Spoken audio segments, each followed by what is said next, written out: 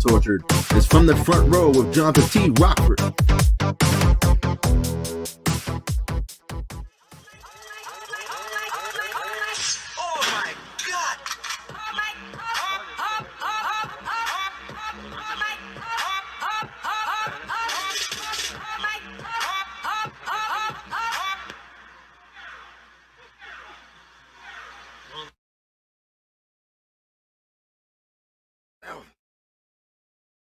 Melvin, wake up. Oh, crap. It's over? Oh, shit. Where's my notebook? No, there it is. Hello, everybody. Crap, that was the most boring shit I've ever seen in my life. It's me, Melvin P. Thurgood III, and we still haven't found Johnathan. But I'm pretty sure at some point in time, whoever took him is going to turn it up. We do have a list of suspects from formulating to decide who was the one that snatched Johnathan. But while we wait, we did have matches that took place for Survivor Series. We started off with the Dark Stalker facing Money.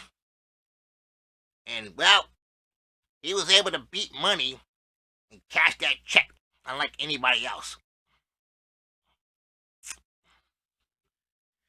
In our second match, we had Delirious taking on Shepard Bane. And Shepard Bane, who is our Game Changer title holder, was able to handily defeat the Prince of Crime and hand him a defeat, which is kind of weird. The guy goes on weeks defending his Triple Threat Championship and beats people.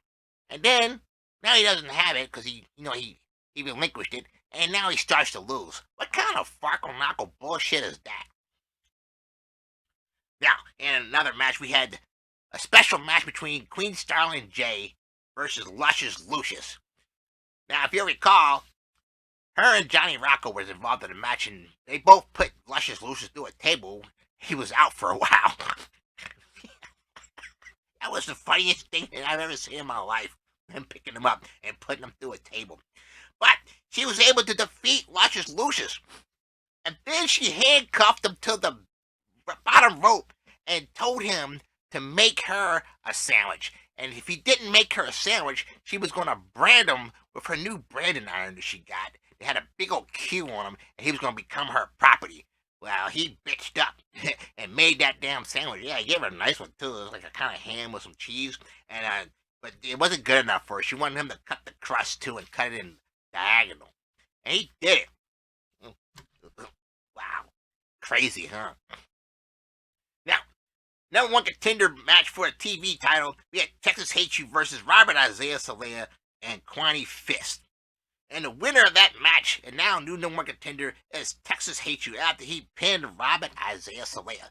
Good Lord, guy, you going back on a loser streak? I mean, Jesus Christ.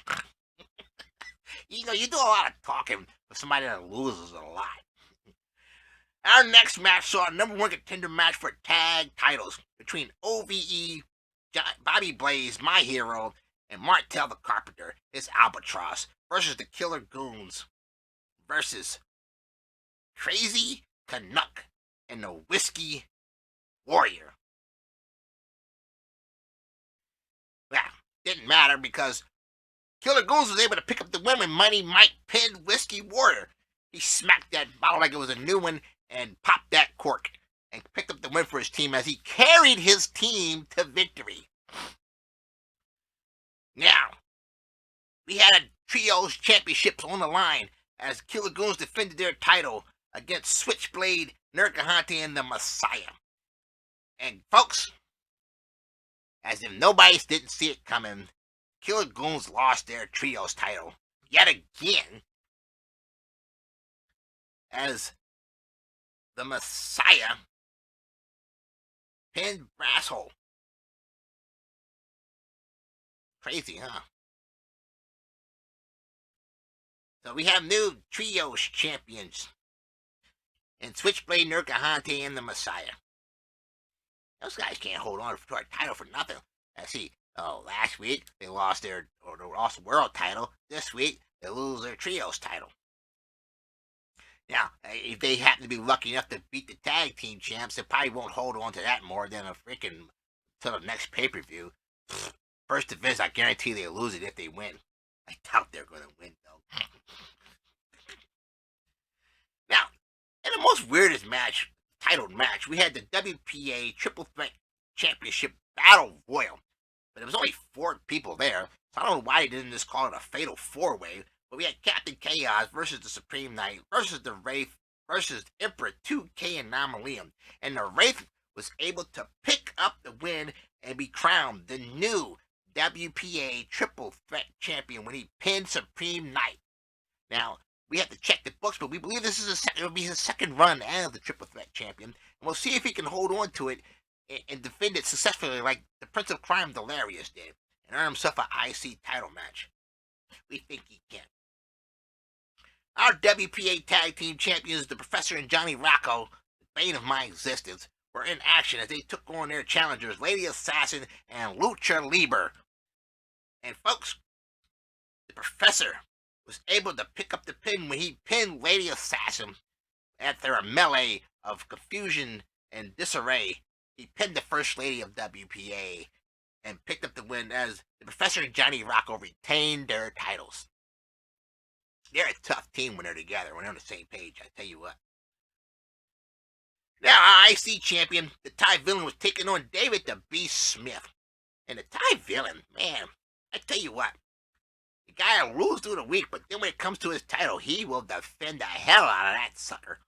As he defeated the Beast and tamed him, putting him in the corner with a buckle bomb, and then stomped on his head, and then got the pin. Yeah, that was one hell of a curb stomp, too. I swear I thought the Beast lost a tooth, but then I realized he didn't have that tooth to begin with. And in our championship match, we had Jermaine Walker taking on Needles Kane. And folks, Jermaine Walker was able to successfully defend his title when he hit the sexy driver on Needles Kane and picked up the win. Now in game changer action, we had Shepherd Bane taking on Texas Hate You. And Shepherd Bane was able to successfully defend his title and come out of Survivor Series as your game changer champion. Now, we did have an unsanctioned match featuring 3 teams of 5. Art, Killer Goons, and the League of Champions, which I don't know who the heck was in that match. But the Killer Goons was able to pick up the win in this unsanctioned match, and they were very proud about it, too. They're like, we beat everybody. Well, it doesn't count against anybody's record, so it really doesn't matter. Not that we really cared about it in the first place, but it was a good match that was thrown together at the last minute. But that's all I got, folks. Quick night.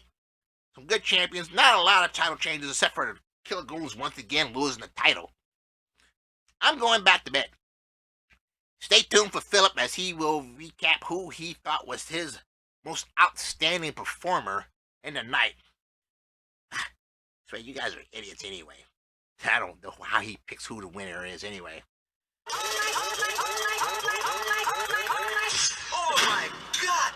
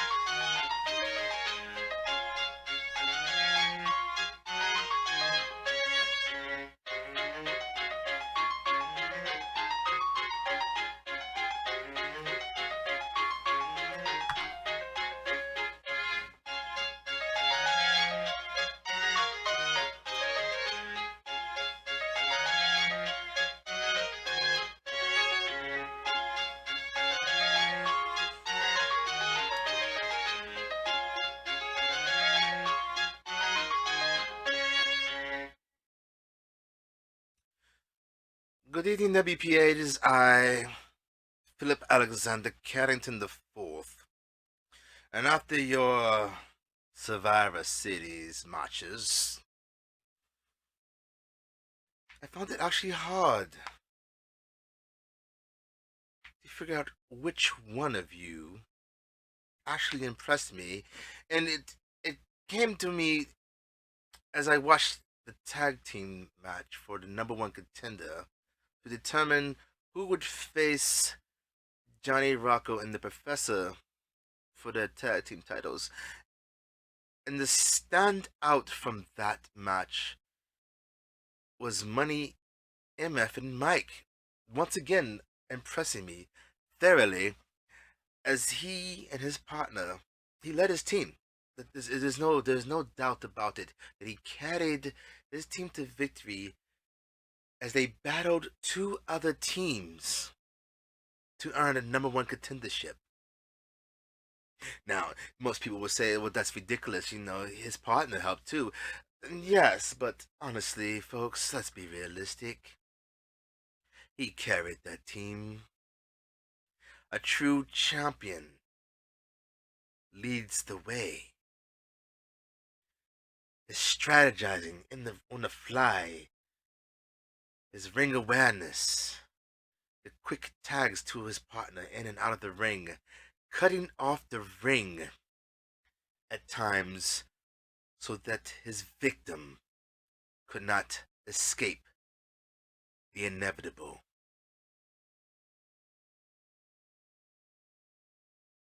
Now, if that wasn't impressive enough, he also helped his team to win in an unsanctioned match against former champs and some usurpers from some other little league there. He's a man of very few words, but a man of much action. I would venture to guess that come time for them to cash in on that title match, the champions may be in quite a bit of a pickle. Yes, indeed. We shall see, though.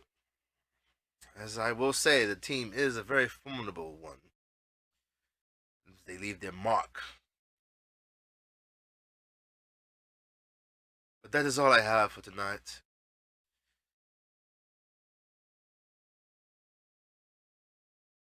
No, I don't know where Johnathan is, but if you do happen to find him, please tell him to hurry and come back here because I'm getting a little tired of the little twit that was on before me. But I bid you a good day.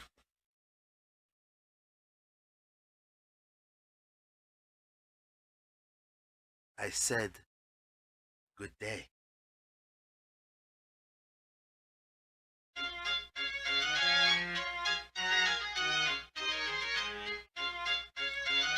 I mean, really, why must I say it twice? It's like they can't hear.